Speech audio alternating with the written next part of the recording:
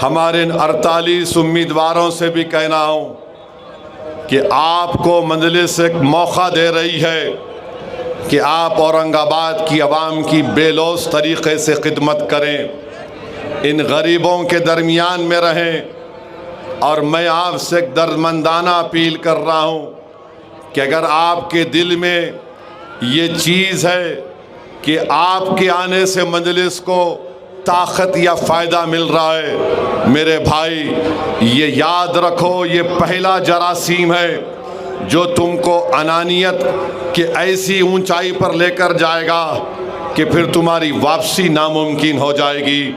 तो आप मजलिस ने आपको मौका दिया और आपसे मैं इस आवाम के दरमियान में खड़े होकर ये कह रहा हूँ कि इलेक्शन में तो सबको मेहनत करना है और ये तमाम 48 उम्मीदवारों की जिम्मेदारी है कि जहाँ से जो साबिक़ा अरकान बल्दिया जो अभी भी मजलिस से वाबस्ता हैं, इंसान हैं, जब टिकट नहीं मिला तो नाराज़गी और होती है, मगर नाराज़गी होती है, मगर उसके बावजूद भी जितनों से मैंने मुलाकात की सब ने कहा कि साहब जमात और पार्टी का फ़ैसला है, हम पार्टी के साथ थे और पार्टी के साथ रहेंगे।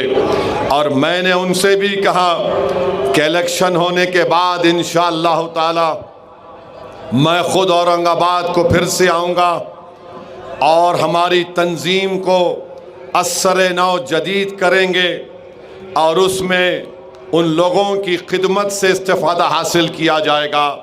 अगर किसी को टिकट नहीं मिला है तो आपको मजलिस की खिदमत करना है, तंजीम को मजबूत करना है, जमात के पैगाम को लेकर महाराष्ट्र के कोने कोने में आपको जाना है।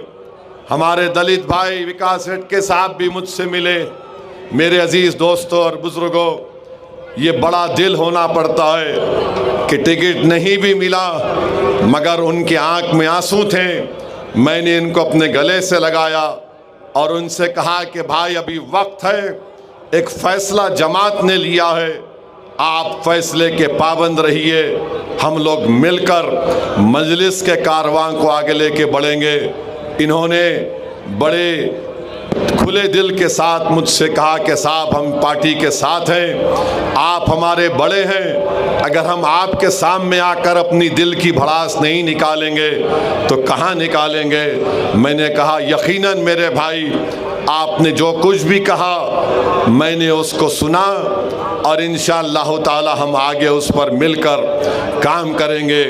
तो ये जो हमारे 48 कैंडिडेट हैं, मैं आपसे भी कह रहा हूँ कि इलेक्शन जीतना बहुत आसान है मगर जीतने के बाद आपका असल इम्तिहान शुरू होता है।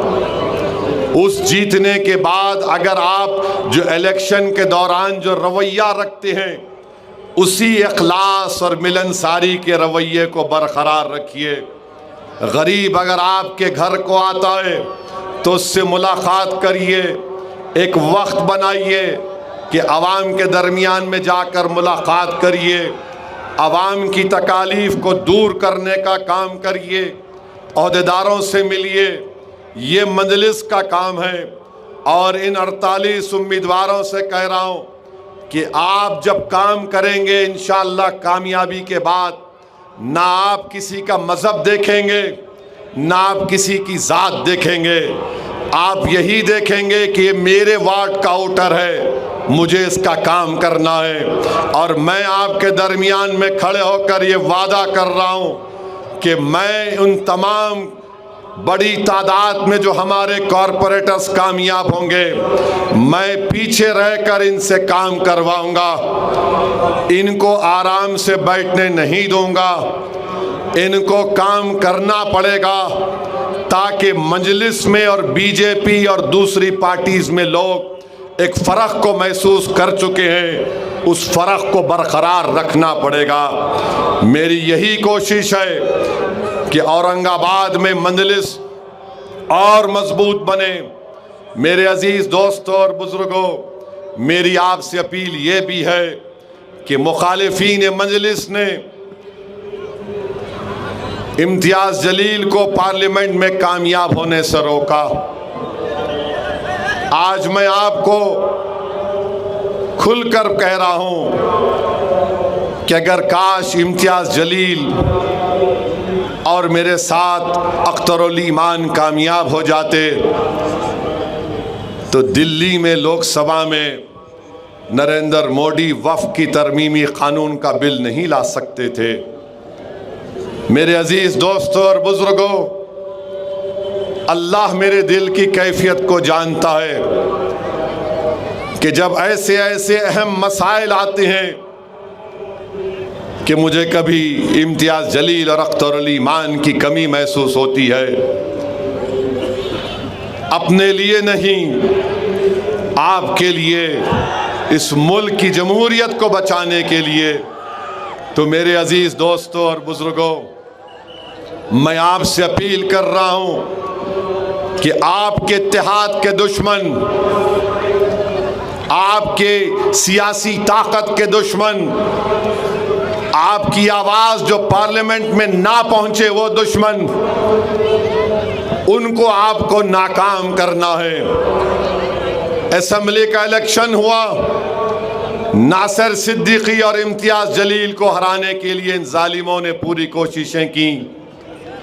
इम्तियाज जलील साहब 1100 वोट से कामयाब नहीं हो सके। कौन कौन कितने वोट लिया आप जानते हैं। आज फिर वही चेहरे हमारे पीठ पर खंजर मारने के लिए, शब खून करने के लिए फिर से मैदान अमल में आए हैं। मैं औरंगाबाद की आवाम से दर्दमंदाना अपील कर रहा हूं कि खुदा के लिए इन जालिमों को इनकी साजिशों में कामयाब होने मत दीजिए। ये ना सिर्फ आपके इत्तेहाद के दुश्मन हैं, बल्कि ऐसे जहरीले लोग हैं जो कभी नहीं चाहेंगे कि आपकी सियासी क़ियादत और मजबूत हो जाए। ये ऐसे ज़मीर फरोश हैं, ऐसे कफन चोर हैं जो इनकी कोशिशें एक ही होती हैं। इनको ना इम्तियाज जलील से मोहब्बत, ना इनको नासिर सिद्दीकी से मोहब्बत, इनको नफरत है तो आपके इत्तेहाद से।